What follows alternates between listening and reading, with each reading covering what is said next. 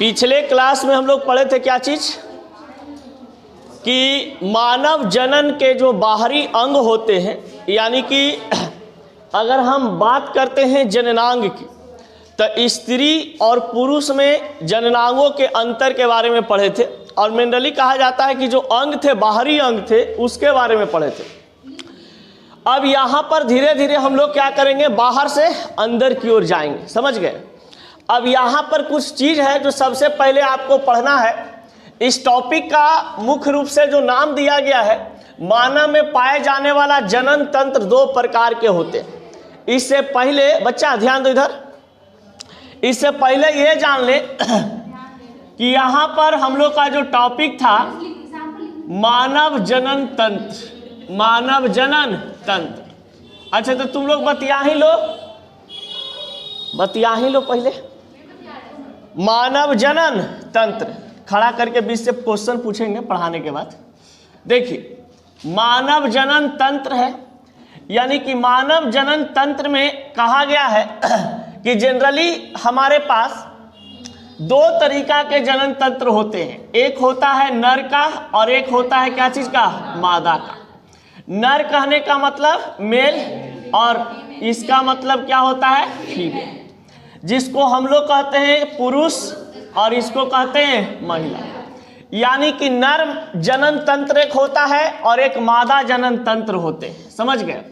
तो अभी जो हम लोग पढ़ रहे हैं वो क्या चीज है, नर जनन तंत्र है। नर जनन तंत्र के बारे में पढ़ेंगे।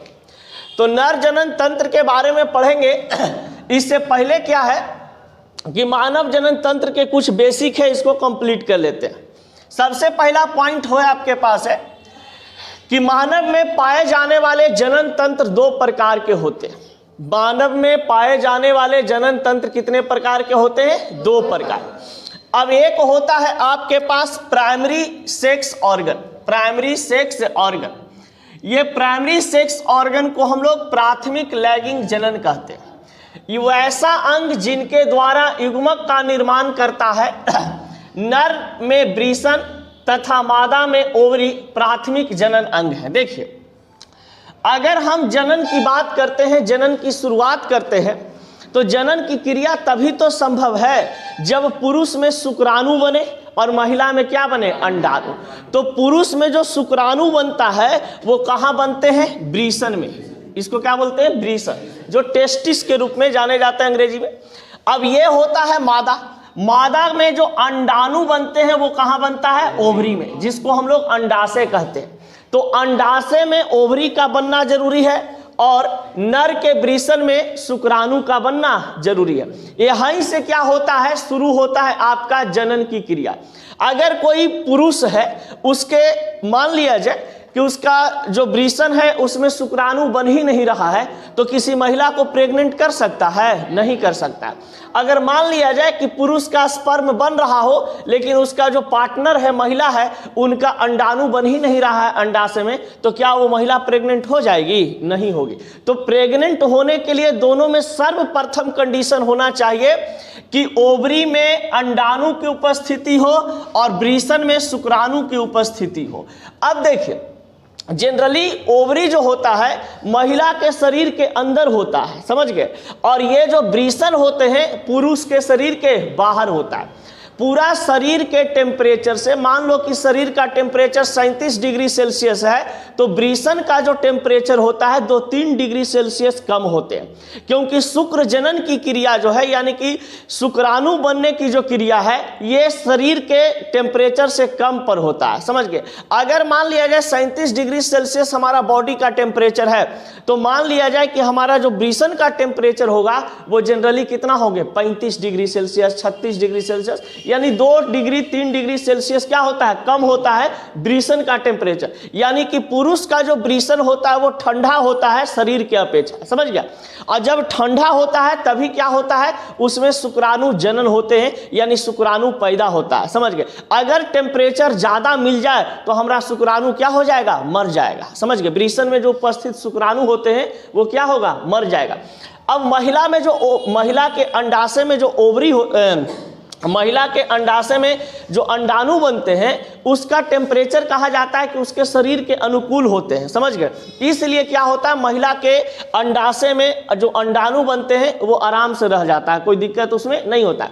लेकिन शुक्राणु क्या होते हैं, ठंडे जगह पे रखा जाता है। देखिएगा, आर्टिफिशियल सीमेन की अगर हम बात करते हैं तो जनरली कहा जाता है कि अगर शुक्राणु को, आर्टिफिशियल शुक्राणु, जैसे किसी महिला को बच्चा नहीं हो रहा है तो किसी दूसरा पुरुष का शुक्राणु उसके अंडाणु से रिएक्शन करवाया जाता है, निषेचित करवाया जाता है, तो उस शुक्राणु को नाइट्रोजन युक्त पदार्थ में रखा जाता है, यानी नाइट्रोजन गैस में शुक्राणु को रखा जाता है। क्यों? क्योंकि हमारा जो नाइट्रोजन है वो एक प्रकार का ठंडा गैस है, और ठंडा में शुक्राणु को रखते हैं तो जल्दी मरता नहीं है, और मरता नहीं है तो फिर हम किसी महिला के अंडाणु से उसको क्या करवा देते हैं, निषेचित करवा देते हैं। तो जनरली कहा जाता है क्या चीज, कि नर में वृषण का होना और वृषण में शुक्राणु का उपस्थिति होना ये शुक्रजनन की क्रिया है, और महिला के अंडाशय में अंडाणु का बनना ये अंडजनन कहलाता है, यानी कि अंडाणु का उत्पत्ति कहलाता है। ये प्राथमिक अंग होते हैं ओवरी और क्या चीज, वृषण। अगर ये दो चीज नहीं रहेगा तो प्रेगनेंसी का कोई सवाल नहीं है, ना कोई पुरुष किसी महिला को प्रेग्नेंट कर सकता है। अगर महिला के पास ओवरी ना हो तो उसका कोई संबंध किसी से बन जाए, कुछ दिक्कत उसको नहीं होने वाला है। अब देखिए, एक होता है बाबू द्वितीय लैगिंग जनन। द्वितीय लैगिंग जनन में सेकेंडरी सेक्स ऑर्गन की बात करते हैं। अब सेकेंडरी सेक्स ऑर्गन, इससे पहले जरा सा इससे रिलेटेड कुछ चीज देख ली। पूछता है कि शरीर के तापमान से वृषण का जो तापमान होता है वो 2-3 डिग्री सेल्सियस कम होते हैं, क्यों? 2-3 डिग्री सेल्सियस कम होते हैं, क्यों? तो पहला ऑब्जेक्टिव क्वेश्चन है कि वृषण का टेम्परेचर शरीर के टेम्परेचर से कितना कम होता है, तो कितना कम होता है, 2 या 3 डिग्री टेम्परेचर कम होता है। क्यों कम होता है? क्योंकि शुक्राणु का जो शुक्र जनन की क्रियाएं हैं वो ज्यादा टेम्परेचर पर अगर होता तो वो क्या हो जाते हैं, मर जाते हैं, समझ गए। और शुक्राणु में, वीर में उपस्थित जो शुक्राणु है अगर मर जाता तो फिर क्या होता कि हमारे शरीर में शुक्राणु की उपस्थिति होती ही नहीं, तो किसी महिला के साथ सेक्स संबंध बनाते भी तो उनके साथ हमारा कुछ होता नहीं। इसलिए वृषण जो होता है एक प्रकार का बाहरी अंग होता है, शरीर से क्या होते हैं, बाहर होता है, समझ गए।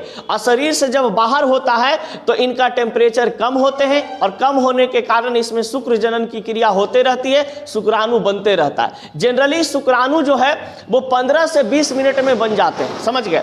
शुक्राणु की अगर बात करते हैं तो अगर मान लिया जाए किसी महिला के साथ सेक्स संबंध कोई पुरुष बना रहा हो, एक बार अपना शुक्राणु वीर को त्याग दिया तो त्यागने के बाद कम से कम 20 से 25 मिनट यानी आधा घंटा, मान लो आधा घंटा के बाद ही क्या होता है, उसका शुक्राणु वृषण में यानी वीर जो होते हैं उसके वृषण में बन पाते हैं, समझ गए। तुरंत अगर वो चाहेगा कि हम सेक्स किए हैं और तुरंत हमारा वृषण में शुक्राणु या वीर बन जाए तो इतना जल्दी संभव नहीं होता है। अब देखो बाबू, अब यहाँ पे आता है कि इस अंगों के साथ हार्मोन का भी उत्पादन होता है। जो ओवरी है और कुछ हमारे पास टेस्टिस होते हैं, इसमें अलग अलग क्या उत्पन्न होता है, हार्मोन भी उत्पन्न होते हैं। अब बहुत प्रकार के हार्मोन उत्पन्न होते हैं, जैसे जनरली कहा जाता है कि पुरुष में जो हार्मोन होते हैं वो टेस्टोस्टेरोन हार्मोन होता है, और महिला में जो हार्मोन होते हैं वो क्या होता है, एस्ट्रोजन हार्मोन। तो एस्ट्रोजन हार्मोन महिला का सेक्स हार्मोन कहा जाता है, और पुरुष का अगर हम बात करते हैं तो पुरुष का सेक्स हार्मोन कौन होता है, टेस्टोस्टेरोन। तो टेस्टोस्टेरोन जो है ये पुरुष का सेक्स हार्मोन होते हैं, और महिला का सेक्स हार्मोन कौन होता है, एस्ट्रोजन। अब देखा जाए एस्ट्रोजन और टेस्टोजन हार्मोन की अगर बात करते हैं तो ये बहुत ही क्या होता है, उत्तेजित हार्मोन होते हैं, समझ गए। अगर जनरली कहा जाता है कि दो पार्टनर के बीच में सेक्स की इच्छा जागती है तो दोनों के बीच में यही हार्मोन है जो जागृत होता है उसके शरीर में, और जागृत होने के बाद माइंड को सिग्नल देता है कि भाई अब आपके पास क्या है, दोनों के बीच में संबंध बनना चाहिए। तो जब तक ये उत्पत्ति नहीं होगी तब तक कहा जाता है किसी के साथ न पुरुष सेक्स कर सकता है न महिला किसी के साथ सेक्स कर सकती है। अब देखो बाबू, द्वितीयक लैगिंग जनन की बात करते हैं, secondary sex organ. Secondary sex organ क्या होते हैं, वैसा अंग जो युग्मक निर्माण में भाग नहीं लेते हैं, परंतु ये अंग लैगिंग प्रजनन के लिए अति आवश्यक है। देखिए सेकेंडरी सेक्स ऑर्गन की अगर बात करते हैं तो सेकेंडरी सेक्स ऑर्गन जो है वैसा अंग है जो युग्मक निर्माण में भाग नहीं लेता है, यानी कि जीमेट्स का निर्माण नहीं करता है, यानी कि इसमें निषेचन की क्रिया कह सकते हैं कि नहीं होता है, जीमेट्स नहीं बनाते हैं, ये अंडाणु शुक्राणु से इसको कोई मतलब नहीं है। ये सिर्फ क्या करता है कि एक प्रकार से कहा जाता है कि अति आवश्यक पार्ट होते हैं। क्या होता है? सेक्स ऑर्गन का ही क्या है? एक पार्ट है, एक भाग है। इसमें कहा जाता है कि इन अंगों के द्वारा जो द्वितीयक सेक्स हार्मोन, द्वितीय सेक्स ऑर्गन होते हैं, वो कोई हार्मोन की भी उत्पत्ति नहीं करता है, उस शरीर में कोई भी हार्मोन का उत्पादन नहीं करता है। लेकिन अब कहा जाता है कि द्वितीय लैगिंग जनन क्या होते हैं, तो ये होता है एक शुक्रवाहिनी और एक होता है क्या चीज? यूरेथा। तो शुक्रवाहिनी और यूरेथा जो है ये किस प्रकार के लैगिंग जनन होते हैं? द्वितीयक लैगिंग जनन। द्वितीय लैगिंग जनन के अंतर्गत कौन कौन से आपका ये सेक्स ऑर्गन आते हैं? शुक्रवाहिनी और क्या चीज? यूरेथा। कोई दिक्कत? अब देखिए ये सब चीज आगे मिलेगा, पूरा डिटेल में पढ़ाएंगे। शुक्रवाहिनी क्या होता है, यूरेथा क्या होता है। और देखिए ये जो द्वितीय लैगिंग जनन शुक्रवाहिनी और यूरेथा है, ये हार्मोन का भी उत्पत्ति नहीं करता है। तो शरीर में बस इसका काम क्या है कि बस एक कह सकते हैं कि ये एक प्रकार का लैगिंग जनन की क्रिया का भाग है, यानी कि लैगिंग जनन क्रिया का एक समझ सकते हैं कि ये क्या है, अरे उसको क्या बोल सकते हैं? अंग है, समझ गए। तो अंग के रूप में काम करता है, इसका कोई मतलब फालतू नहीं होता है। चलिए ये हुआ प्राइमरी सेक्स ऑर्गन और सेकेंडरी। अब समझिएगा, ऑब्जेक्टिव क्वेश्चन आपका बनता है यहां से कि पुरुष में प्राइमरी सेक्स ऑर्गन क्या होते हैं? वृषण। वृषण में क्या चीज का निर्माण होता है? वीर का। वीर के अंदर होते हैं शुक्राणु। अब कहता है कि महिला का प्राथमिक जनन अंग क्या है? तो महिला का प्राथमिक जनन अंग अंडाशय है, यानी कि ओवरी है। अंडाशय में क्या बनता है? ओवरी अंडाणु बनते हैं। ये हार्मोन का उत्पादन करता है और ये हार्मोन का उत्पादन नहीं करता है। चलिए आगे बढ़ते हैं। नेक्स्ट यहाँ पे नर जनन तंत्र की बात कर रहा है। नर जनन तंत्र कहने का मतलब पुरुष जन तंत्र की बात कर रहा है। तो पुरुष जनन तंत्र में जो जो इम्पोर्टेंट चीज़ आते हैं, जो जो शरीर का इम्पोर्टेंट भाग होता है जनन की क्रिया में, उसको हम लोग यहाँ पे सबसे पहले पढ़ेंगे। सबसे पहली बात है, नर जनन तंत्र शरीर के पेल्विस क्षेत्र में अवस्थित होते हैं, यानी कि जो नर जनन तंत्र होते हैं वो जनरली पेल्विस क्षेत्र यानी कि दोनों जांघों के बीच में वो पाया जाता है, समझ गए, उपस्थित होते हैं। अब दोनों जांघों के बीच में जो, जिसको हम लोग अपना भाषा में अंडकोश बोलते हैं, समझ गए, तो जिसको बोला जाता है एक भाषा में और हम लोग बोलते हैं अपना बोलचाल की भाषा में कुछ और लोग बोलते हैं। तो दोनों जांघों के बीच में लड़का का जो उपस्थित होता है उसको हम लोग कहते हैं क्या चीज़? नर जन तंत्र। यहीं से सिस्टम शुरू होता है क्या चीज़ का? जननांग का। अब जननांग का शुरू होता है तो यहाँ पर पेल्विस क्षेत्र कहने का मतलब ये हुआ दोनों जांघों के बीच में, समझ गए ना। अब देखा जाए यहाँ पर बताया गया है कि इसके अंतर्गत यानी कि नर जनन तंत्र के अंतर्गत स्कॉटम आते हैं। जो इंपॉर्टेंट चीज़ है जिसके बारे में पढ़ना है नर जनन तंत्र में, उसको एक्सप्लेन करें, समझिएगा। स्कॉटम होते हैं, वृषण होते हैं, एपिडेडमिस होता है, वास्ट डिफरेंस होते हैं, इजैकुलेटरी डक्ट होता है, यूरेथा होता है, पेनिस होता है, और इनसे जुड़ी हुई सहायक नलियाँ भी होती हैं। जो नलिया के बारे में भी हम लोग को पढ़ना है, समझ गए। नली होता है, ग्रंथि होता है, उसके बारे में भी क्या करना है? पढ़ना होता है, समझ गए।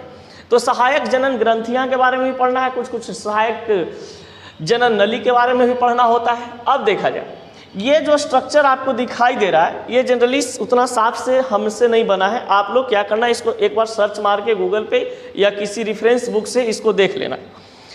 जनरली क्या होते हैं कि दोनों जांघ के बीच में जो उपस्थित होता है पुरुष का, वो ये इस प्रकार के संरचना होते हैं। इसमें मुख्य रूप से कहा जाता है कि ये आपके पास क्या है? टेस्टिस है। इसी में क्या होता है? स्पर्म बनता है। इसके अंदर में क्या बनते हैं? स्पर्म बनते हैं। ये 5 से 10 ml वीर यहाँ पे बनता है। अब यहाँ पे जो 10 से 15 ml वीर बनते हैं टेस्टिस के अंदर में, इसके नीचे वाला जो भाग होता है ऐसे, समझ गए, जो जहाँ पे मतलब टेस्टिस रुका हुआ रहता है, थमा हुआ रहता है, उसको हम लोग स्कॉटम कहते हैं। उसको क्या कहते हैं? स्कॉटम कहते हैं। अब देखा ये जो टेस्टिस के ऊपर में इस तरीका का एक लेयर होता है, समझ गए, जो कि एक कह सकते हैं कि नली होता है, इसको हम लोग एपिडिडमिस के नाम से जानते हैं। यानी टेस्टिस के ऊपर में एक ऐसे ग्रंथि या नली प्रवाहित किया जाता है, प्रवाहित होता है, उसे हम क्या कहते हैं? एपिडिडमिस कहते हैं। अब देखा जाए, ये है जो लिंग होते हैं, लिंग का जो आगे वाला भाग होता है, लिंग का आगे वाला जो भाग होता है ये प्रीप्यूस कहते हैं। इसलिए जो लिंग पूरा होता है हमारे पास, ये लिंग की अगर हम बात कर रहे हैं तो लिंग जो होते हैं उसको पेनिस बोला जाता है। यूरेथा, ये मूत्र मार्ग होते हैं जहाँ से मूत्र भी निकलते हैं, वीर भी निकलते हैं। तो ये यूरेथा का काम होता है मूत्र को शरीर से बाहर निकालने के लिए और वीर को बाहर निकालने के लिए। एक यहाँ पे जो दिखाई आपको दे रहा होगा ये प्रोस्टेट ग्लैंड है।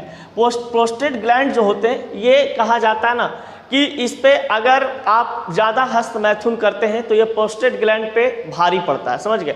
और प्रोस्टेट ग्लैंड पे भारी पड़ने के कारण ये होता है कि प्रोस्टेट कैंसर होने का शिकायत हो जाता है, समझ गए। ज़्यादा अगर आप हस्त मैथुन करते हैं तो, क्योंकि ये बहुत जल्दी जल्दी वर्क करेगा और जब जल्दी जल्दी वर्क करता है तो क्या हो जाता है, समस्या हो जाता है। यहाँ पे देखिए ये यूरेनरी ब्लडर की बात, यहाँ पे यूरिन जमा होता है और यहाँ पे यूरेटर होते हैं जहाँ से कहा जाता है कि मूत्र यहाँ से बनते जाते हैं, बन करके कहाँ आता है, ये मूत्र मार्ग द्वारा बाहर निकल जाते हैं। तो ये यूरेनरी ब्लड जो है यहाँ पे, ये मूत्र कहा जाता है कि मूत्र को स्टॉप करता है, समझ गए, रोकता है और रोक करके यहाँ से क्या करता है, मूत्र को मूत्र नली के द्वारा विसर्जित कर देता है। तो जब आपको कहीं कहा जाता है कि मूत्र ज़्यादा आना, या कह सकते हैं कि पानी पीने पर जब पेशाब आता है तो पेशाब आने का भी कंडीशन होता है कुछ कुछ, कि ज़्यादा अगर पेशाब आ रहा है तो आपका तबीयत खराब है, नहीं भी अगर पेशाब ज़्यादा हो रहा है तो भी तबीयत खराब हो सकता है। क्योंकि देखते होंगे कभी भी इसकी सेक्स करने के बाद अगर पुरुष तुरंत पेशाब करना चाहे तो तुरंत पेशाब नहीं हो पाता है, समझ गए, क्योंकि उस समय प्रोस्टेट ग्लैंड जो होता है एक्टिव होता है और एक्टिव होने के कारण यहाँ से डायरेक्ट जो पेशाब होते हैं, यूरिन होते हैं, वो डायरेक्टली प्रोस्टेट ग्लैंड बंद होने के बाद ही ये जो यूरिनरी ब्लडर से जो भी रास्ता खुलता है, जब प्रोस्टेट ग्लैंड बंद होता है तभी ये चालू होता है। तो दोनों एक साथ नहीं हो सकता है कि आपका स्पर्म भी बाहर निकले, समझ गए, आपका वीर भी बाहर निकले और आपका पेशाब भी बाहर निकले, दोनों में से कोई एक ही बार काम करेगा। प्रोस्टेट ग्लैंड काम करे या तो यूरिनरी ब्लडर से ब्लड निकलने का काम होता है। तो ये कुछ चीज़ है, इसके बारे में और बेसिक जानकारी और अच्छा से कल हम लोग बात करेंगे। आज तुम लोग को जल्दी जाना है तो आज भर छोड़ देते हैं, बस ये